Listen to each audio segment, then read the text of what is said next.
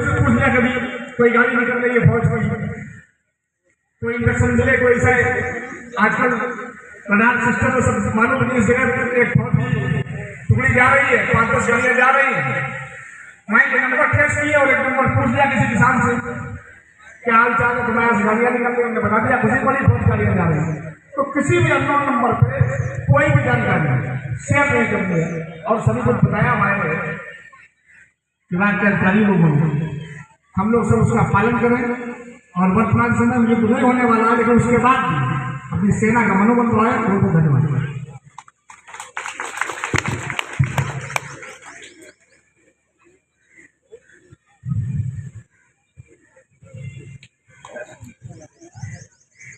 बहुत बहुत धन्यवाद, काफी अच्छी जानकारी दी। शानदार और न्यायप्रिय उप जिलाधिकारी महोदय कानून व्यवस्था को सुचारू रूप से चला रहे हमारे सीओ साहब, नायब तहसीलदार साहब, इंस्पेक्टर साहब, ईओ साहब और उपस्थित सम्मानित पत्रकार बंधुओं, एनसीसी के जाबाज बहादुर सिपाहियों,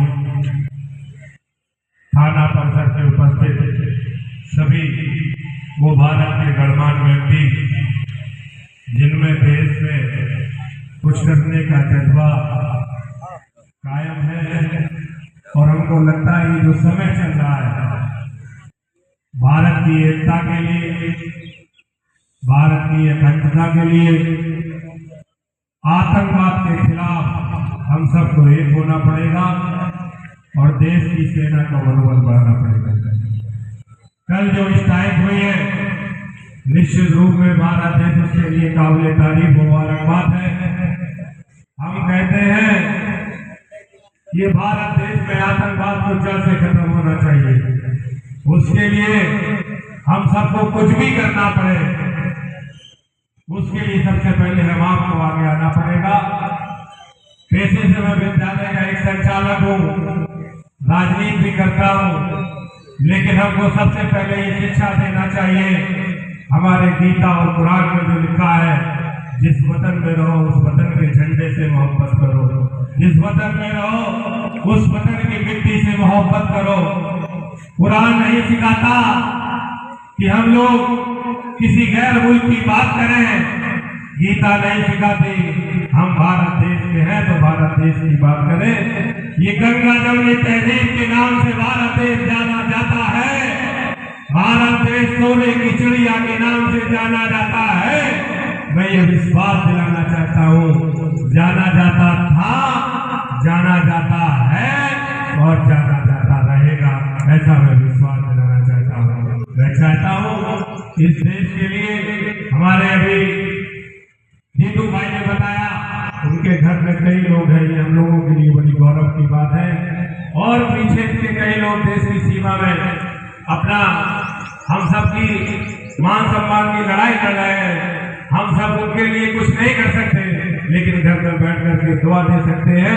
उनके लिए जो हमारे ईओ साहब ने बताया, सीओ साहब ने बताया, युद्ध की स्थिति जैसी है उस स्थिति में हम सबको साथ देना है। जो भी गाइडलाइन से मैं विश्वास दिलाना चाहता हूँ सोशल माध्यम के माध्यम से, आपकी जन जन प्रचार कर दिया है। इंस्पेक्टर साहब ने आपके द्वारा जो भी मैसेज आया है उसको सोशल मीडिया पे आगे बढ़ा दिया गया है। मैं विश्वास दिलाना चाहता हूँ हम सब एक हैं, हम सब आपके साथ में कंधा से कंधा मिलाकर खड़े हैं। जो भी रात में 12 बजे भी अगर आपका आदेश होगा, आपके आदेशों का पालन किया जाएगा। बहुत बहुत धन्यवाद, बहुत बहुत आभार। एक सफल आयोजन के लिए बहुत बहुत धन्यवाद।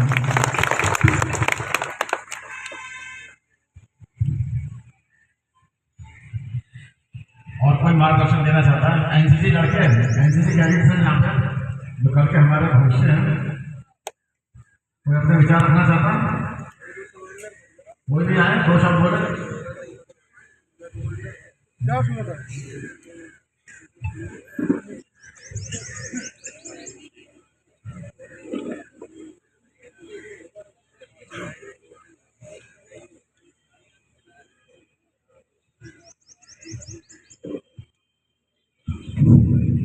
जय हिंद साथियों, यहाँ पर उपस्थित सर, एसडीएम सर, और सभी सम्मानित सम्मानित सभी को मैं जय हिंद धन्यवाद देता हूँ उन छात्रों को।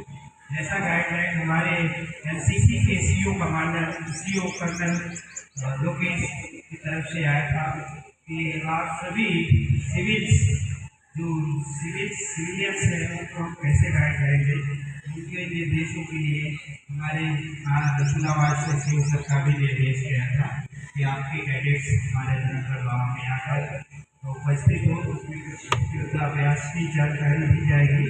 उन जानकारियों को मैं थोड़ा सा शेयर करना चाहता हूँ।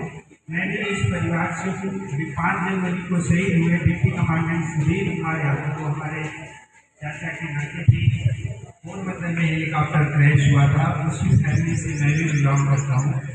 और सीओ सर का हमारे निर्देश गाइडलाइन था कि यदि कोई युद्ध अभ्यास या युद्ध के समय ऐसी स्थिति आती जैसा अभी सर लोगों ने बताया, उस स्थिति में हमें अपने घर यदि लेयर से होता है तो घर फिर बगल वाले का घर दुरुस्त होता है एयर से, तो हमें अपना घर छोड़ना होगा।